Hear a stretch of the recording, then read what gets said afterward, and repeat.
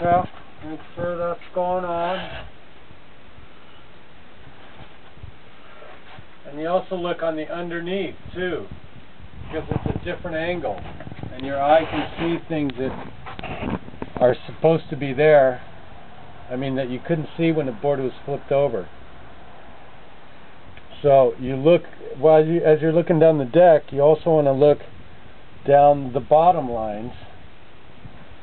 So you're in a different position, and you can see different things that you might not have noticed when it was right side up.